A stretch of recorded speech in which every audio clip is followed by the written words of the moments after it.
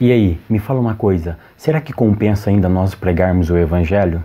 Será que o Evangelho ele é tão poderoso para mesmo onde ele cair, ele produzir efeito? Você já ouviu falar sobre a parábola do semeador? Que relação ela tem com a propagação do Evangelho? E aí, você, que tipo de solo você é? Essas e outras questões serão respondidas nesta videoaula, então não percam!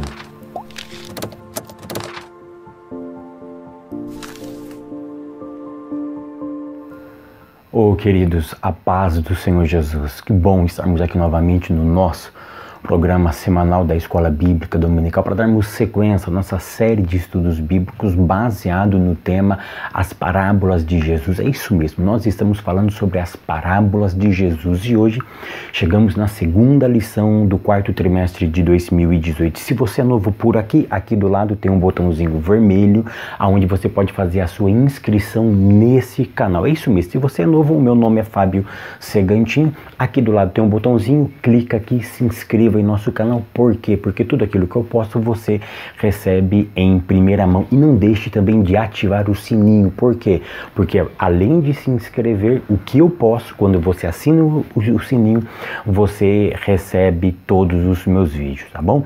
E não deixe também, querido, de curtir. Tá vendo esse joinha aí, ó? Dá um tapinha nele. Curta essa aula, que isso é muito importante para mim, tá bom? Isso é muito importante para o ranqueamento do YouTube, ou seja, o YouTube vê como que nós estamos nos interagindo. Então você tem que curtir e você tem que deixar um comentário, escreva aí, foi muito bom, bênção, amém, isso é muito importante para mim, tá bom? Vamos lá para a nossa segunda aula. Nossa segunda aula tem como título lição de número 2, para ouvir e anunciar a palavra de Deus. A leitura bíblica em classe se encontra em Marcos, capítulo de número 4, do verso 3 ao verso de número 20, onde nós vamos estudar sobre a famosa parábola do semeador. É isso mesmo, hoje o foco nosso aqui é a parábola do semeador, tá? É tão interessante que a parábola, no verso de número 3, ela começa com um verbo.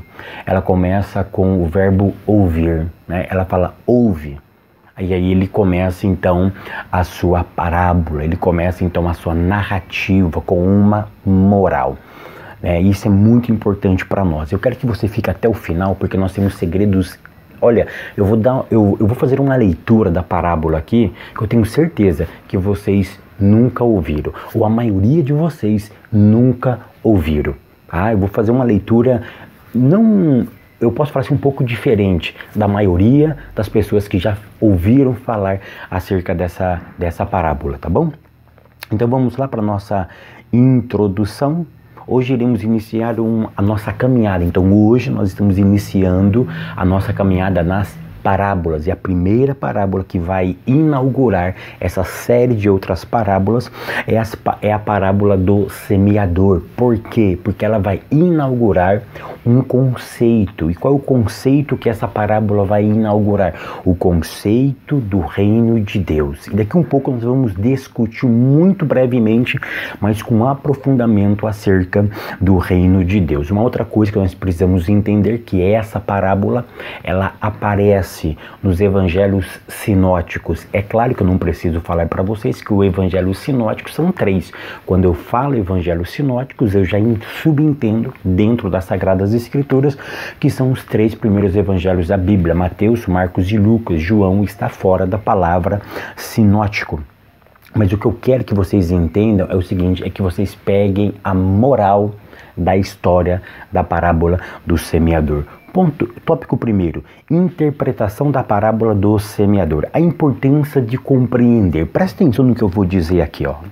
Ponto 1, a importância em compreender a parábola. Para nós termos uma melhor compreensão dessa parábola, nós precisamos entender que aqui está sendo ensinado sobre princípios acerca do reino de Deus. Então você precisa entender o seguinte, a parábola do semeador, ela vai inaugurar uma parábola que ensina princípios do reino de Deus. Eu preciso entender o que é reino de Deus. Se eu não compreender o que é reino de Deus, eu vou errar na minha interpretação das Sagradas Escrituras. E eu preciso definir aqui o que não é reino de Deus e que muitas pessoas estão pensando que é reino de Deus. O reino de Deus não é a instituição chamada igreja com CNPJ. Se a nossa igreja que possui um CNPJ, ela não é, preste atenção, ela não representa o reino de Deus aqui na terra. Ela não representa. Sabe por que não representa? Porque a igreja CNPJ, ela recebe multa, ela recebe penalização. Você consegue entender que isso não é reino? O conceito de reino aqui é muito amplo. O conceito de reino eu comparo a um tripé, onde nós temos Deus, que é o soberano, temos os servos, que somos nós, e temos a sua lei. Ou seja, a lei rege o quê? Rege esse reino. Então, para que aconteça o reino, tem que ter Senhor, servos e uma lei. Você consegue entender que o reino espiritual, que o reino de Deus, ele não está preso a elementos físicos, a elementos humanos. Ele não está preso a CNPJ. O reino de Deus transcende essas coisas. Por quê? Por quê? Porque o reino de Deus não é deste mundo. Ele não está preso a este mundo. Eu não posso aprisionar o conceito de reino num CNPJ. Eu não posso pegar o reino de Deus, amarrar ele em 4 paredes. Então olha que interessante, o reino de Deus transcende o CNPJ. O reino de Deus transcende a instituição chamada igreja, tá? Fábio, então eu não posso ter um CNPJ? Não estamos falando isso, pelo amor de Deus. A igreja como CNPJ, ela precisa existir para a legalização dentro do nosso país. Mas o que eu quero que você entenda é o seguinte, que ela não pode ficar presa a este conceito, senão ela perde a sua grande valia. Uma outra coisa que nós precisamos entender é o seguinte, é o ponto 2. Os elementos que constituem a parábola. Essa parábola. Então, olha que interessante. Quantos elementos nós temos, Fábio? 3 elementos. Quais são eles? O semeador, a semente e o solo. Então, olha que interessante. Eu preciso entender que nós temos 3 elementos. O semeador, a semente e o solo. Quem são ou quem era o semeador? Preste atenção. Nessa parábola do semeador, Jesus se apresenta como quem? Como semeador. Por quê?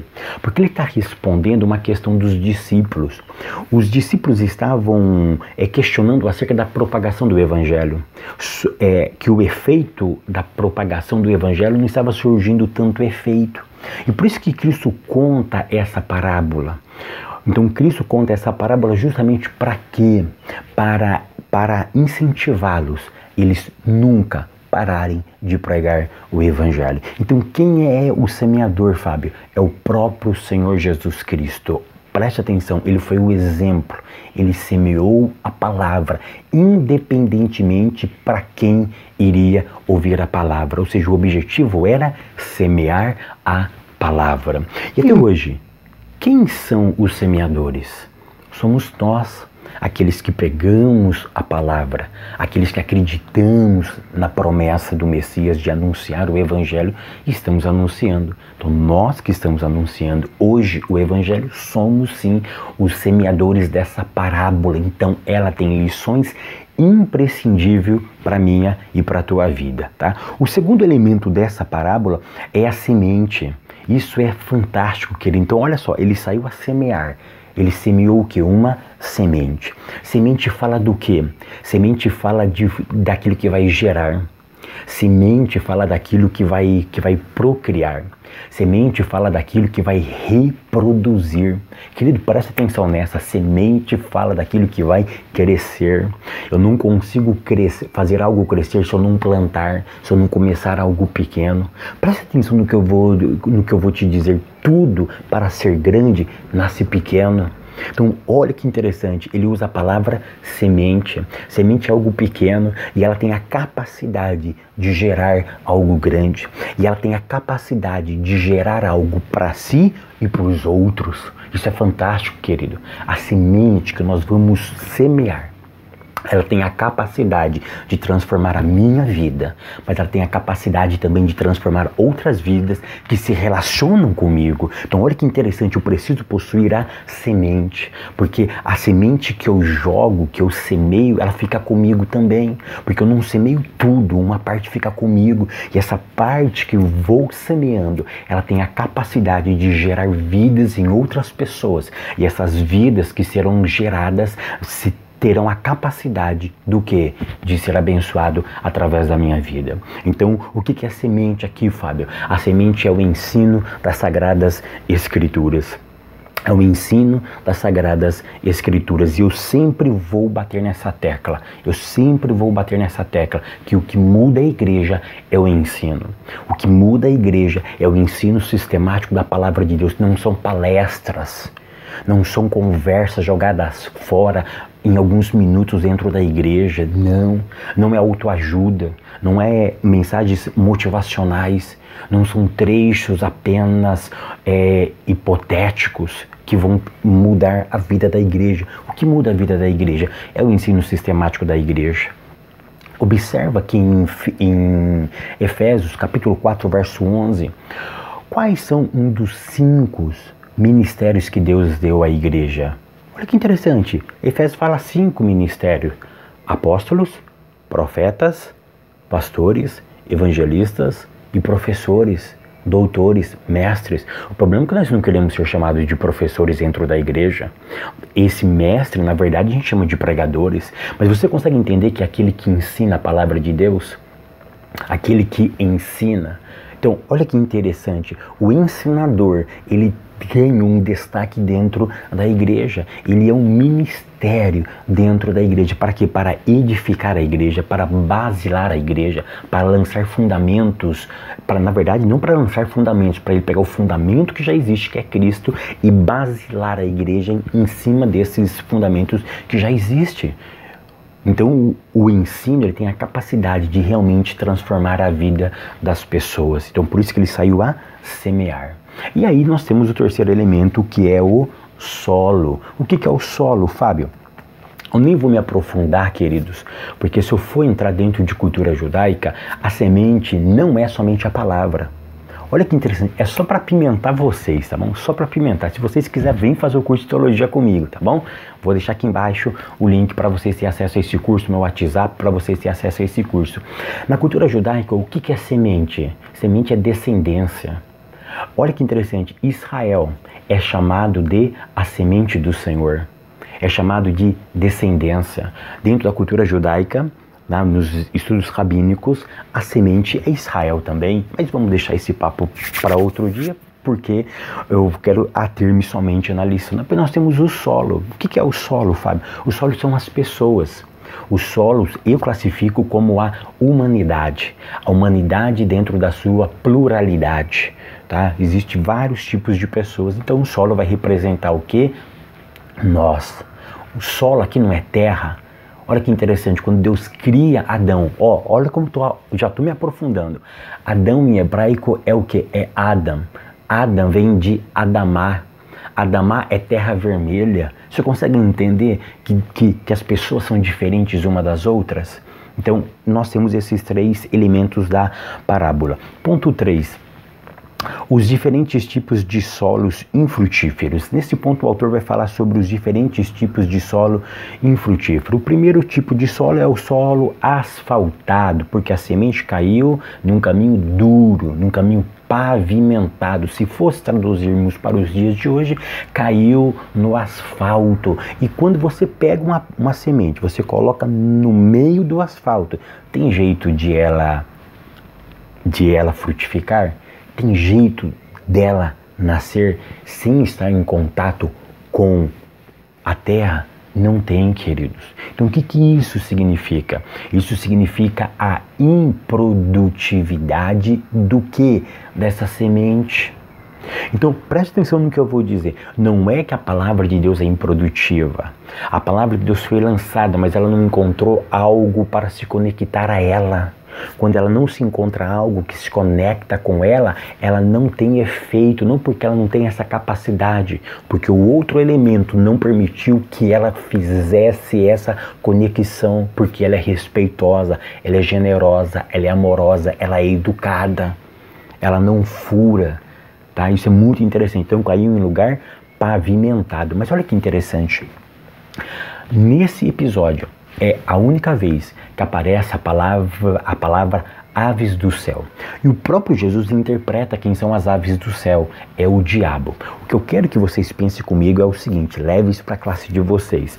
Nós temos 3 tipos de solos improdutivos, o que caiu no meio do caminho, o que caiu no caminho duro, entre as pedras e entre os espinhos, ok? Olha que interessante. Desses 3 solos que nós falamos que é improdutivo, qual deles o diabo pegou a semente? Somente um. E qual? No asfaltado. Traz para os dias de hoje, para o caminho que tinha asfalto. Nos outros, entre aquele que caiu entre as pedras e aquele que caiu entre os espinhos, o diabo não pegou. É aqui que eu quero que vocês prestem atenção, que eu tenho uma interpretação profunda para apresentar para vocês. O segundo tipo de solo é o solo meio a meio. Meio pedra, meio terra. E o terceiro solo é o meio a meio. É o meio espinho e o meio terra. Então olha que interessante. Essa semente que caiu nesses 2 tipos de solo, um tipo de solo é o solo entre as pedras. A semente cresceu. A semente começou a gerar. Mas por motivos que a própria Bíblia nos apresenta, ela não alcançou o seu ápice. E depois nós temos os espinhos. Ela produziu, Fábio. O diabo pegou a semente que caiu entre os espinhos e entre as pedras, não pegou, ou seja, ela caiu e começou a germinar. O que eu quero que vocês entendam nessa parábola é o seguinte, porque nós sempre vamos valorizar aqui o que? A terra fértil, a terra produtiva. Mas o que eu quero que vocês entendam é o seguinte, essa leitura ela não é minha, isso sempre me preocupou. Por quê? O diabo pegou somente a semente do primeiro, porque o primeiro representa realmente aquele que representa realmente aquele que não tem nenhum compromisso com Deus. Representa aquele que não quer nada com Deus.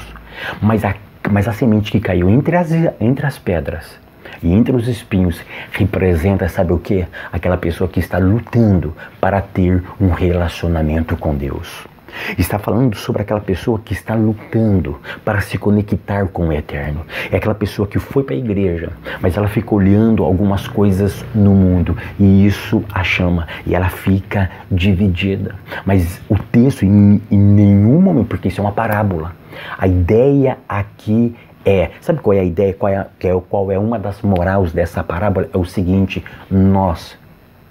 vocês que se considera terra boa, terra fértil, nunca despreze aqueles que estão entre os espinhos, aqueles que estão sendo sufocados pelas pedras dessa vida. Então olha que interessante, eu que sou o semeador e que sou terra ao mesmo tempo, mas vamos considerar que eu sou a terra boa. Eu não sei se eu sou terra boa, mas isso é muita arrogância do ser humano. Mas vamos dizer que eu sou uma terra boa, uma terra produtiva, uma terra onde a semente caiu e realmente ela está fazendo efeito. E tem outras pessoas dentro da minha igreja que eles estão na igreja, mas não têm a mesma percepção espiritual do que eu, não tem o mesmo ímpeto que eu tenho. Mas vai lá na igreja, adora a Deus, canta na mocidade, canta no círculo da oração, canta junto com os irmãos, chega até a sentar em cima do púlpito, mas não tem a mesma estabilidade espiritual que você tem. Você vai desistir dele? De forma alguma. Você precisa investir tempo nele. Você precisa investir tempo nele. Por quê, queridos? Porque as pedras nós podemos removê-las. É essa a moral da história. Os rabinos messiânicos eles vão trabalhar com essa ideia. Nós podemos retirar os espinhos. Nós podemos retirar as pedras que estão sufocando o que? A frutificação dessa palavra. Eu conheço pessoas que começaram o evangelho junto comigo e que não desenvolveram como eu desenvolvi, mas eles estão até hoje. Eles estão até hoje, não na mesma produção minha, mas eles estão. Nós éramos meninos, nós brincávamos, nós íamos para a igreja, nós começamos juntos, mas eu produzi diferente do que eles. Você consegue me entender que essa é a dinâmica? Eu não posso abrir mão deles. Eu preciso investir tempo nesses tipos de pessoas também. Eu não posso focar somente em quem? Na terra produtiva, porque nós aprendemos assim, que a terra produtiva é o ponto ápice dessa parábola, mas não. Essa parábola vai falar sobre benevolência. Essa parábola vai falar sobre o amor. Essa parábola vai falar sobre compaixão. Essa parábola vai falar sobre que eu tenho que semear a palavra independentemente aonde vai cair. E naqueles que estão convivendo comigo e estão à beira do caminho, estão entre as pedras, entre os espinhos, mas a semente está lá. E nós temos que fazer o quê? Temos que continuar semeando. Para quê? Para que a semente faça realmente aquilo que lhe apraz. Então, eu só estou dando uma visão panorâmica dessa profundidade que temos aqui. Eu tinha muitas outras coisas para falar, mas senão a gente vai ficar aqui 2 horas somente interpretando. Você sabe esses 4 solos, o que eles têm representação? Eles têm representação com 4 filhos da festa da Páscoa. Sabia disso? Isso é profundo, queridos. Isso é profundo. Esse Papa que é de judeu para judeu, Jesus judeu falando para um povo judeu. Você consegue entender a dinâmica? Para eu entender isso, eu preciso compreender a cultura judaica. Isso é fantástico. Isso é fantástico. Não vamos menosprezar aquele irmãozinho da igreja, não. Não menospreza a irmãzinha da igreja, não. Que luta para estar na igreja. A sua produção é diferente, mas ela também está produzindo. De alguma forma ela está produzindo, continua semeando na vida dela, que eu tenho certeza que uma hora o espinho vai sair, uma hora as pedras vão sair, e ela vai ser terra boa, terra fértil, ela vai produzir parecido com vocês. Tópico 2, a importância de ouvir. A importância de ouvir o evangelho. Ponto 1, o tipo ideal de solo, né? Nesse ponto, eu quero salientar para vocês o seguinte, que o verbo ouvir, ele faz toda a diferença. Por quê? Porque eu preciso entender a diferença entre ouvir e entender. Então, olha que interessante. A mesma mensagem pode chegar, faz de conta que você vai lá na sua classe, ok? Se você tem 10 alunos, você transmite uma mensagem, transmite uma mensagem. Você concorda comigo que nem todos vão entender da mesma maneira? Sim ou não? Isso é fato. Isso é fato. Então, olha o que eu quero que vocês entendam neste ponto. O interessante é como que não é simplesmente ouvir, mas é entender aquilo que está se ouvindo, porque todos ouvem. Todos ouvem. Todos ouvem uma mensagem. O problema é você entender aquela mensagem. Tem vezes que eu saio do culto, eu converso com algumas pessoas e a pessoa fala, nossa, eu não entendi a mensagem de hoje. E eu fico assim, nossa, o cara não entendeu a mensagem. Ou seja, pregou e a pessoa não entendeu. Para uns foi impactante, para outros foi insignificante. Você consegue entender que a ideia não é simplesmente ouvir, mas o ouvir está muito ligado aqui a entender? Eu sei que, eu vou simplesmente ouvir. Não é simplesmente ouvir, mas aí eu posso trocar, né, entre ouvir e escutar, né? Tem aqueles que só escutam, tem aqueles que ouvem. Mas o que eu quero que você entenda é que o foco está no entender. E se eu consigo entender aquilo que foi me transmitido, vai fazer toda a diferença na minha vida. Por isso que o nosso ouvir, ele tem que ser um ouvir de análise. E essa análise tem que ser uma análise comparativa. É por isso que o nosso autor, ele cita os bereanos, porque os bereanos não simplesmente ouviam, mas eles conferiam também aquilo que eles estavam ouvindo, conferiam baseado no que? Nas escrituras que eles já possuíam. Então você conseguiu entender esse ponto aqui? Leva isso para sua classe, que eu acho que isso vai fazer uma grande diferença na vida deles. Ponto 2. O tipo ideal de ouvinte. Todos nós que entregamos uma mensagem queremos que os nossos ouvintes aceitem de forma plena e absoluta a nossa mensagem, mas nem sempre vai ser assim, querido. Nós precisamos entender que nem sempre isso será possível, porque na prática, preste atenção, na prática, por exemplo, pastoral, nós que pregamos o evangelho, eu acabei de falar, nós temos essa experiência, a gente entrega uma mensagem, tem uma pessoa que entende, uma outra pessoa não entende a mensagem, e chegando ao final, a pessoa vai perguntar alguma coisa acerca da mensagem, ou alguma coisa acerca da vida, e eu fico pensando, poxa, eu acabei de pregar isso daí. Se ele ouvisse e entendesse a mensagem que foi entregue, ele não estaria nessa dúvida assim tão aparente que ele está se apresentando. Ponto 3, a importância de ouvir. Queridos, no ponto 1 e 2 nós já falamos sobre isso, tá? Então o ouvir está diretamente ligado ao quê? À prática, tá? E aí nós temos o verbo ouvir na Bíblia é um verbo que os judeus apreciam muito. Por quê? Porque os próprios judeus, quando eles se levantam de manhã, eles fazem aquela oração. Shema Israel Adonai, Eloheinu Adonai Echad. Ou quando ele olha o que ele disse. Shema Israel. Shema, ouve Israel. Ou seja, presta atenção. Fique observando as coisas. Simplesmente não escute, mas ouve e entenda. A ideia é que ouve e obedeça, ouve e pratica. Quantas pessoas com grandes conhecimentos, mas com práticas pobres, com práticas mundanas, grandes conhecimento, pouca ação, não importa.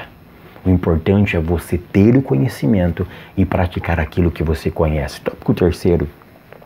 O chamado para anunciar o Evangelho. Ponto 1. A obra da maior importância.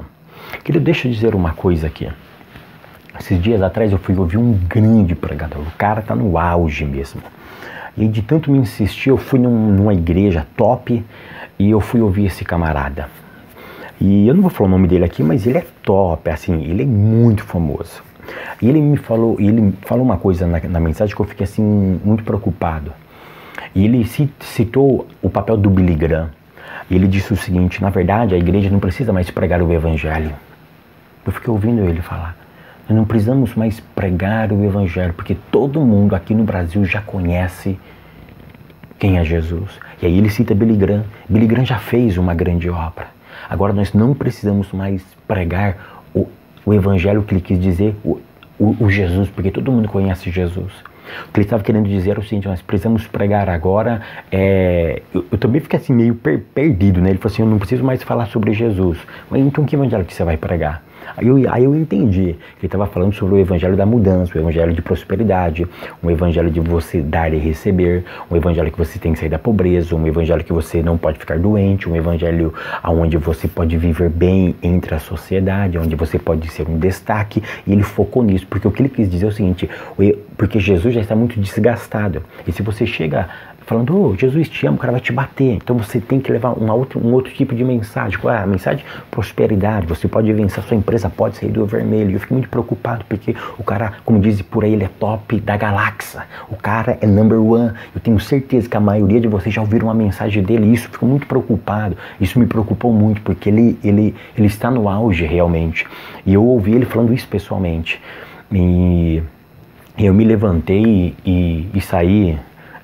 Claro, eu esperei terminar, né, que eu fui fazer os apelos financeiros, aí eu peguei e me retirei do local. Mas o que eu quero que vocês entendam é o seguinte, que ainda compensa pregar o evangelho. Ainda compensa pregar o evangelho. Por que compensa pregar o evangelho? Ponto 2, porque isso foi dado uma ordem. Olha o que Jesus disse: ide e pregai o meu evangelho. Ide e fazei discípulos. Ainda podemos sim pregar o Evangelho. Por quê? Porque a salvação só vem através de Cristo. É por isso que estamos tendo uma classe de cristãos pobres, medíocres, raquíticos, enferrujados. Por quê?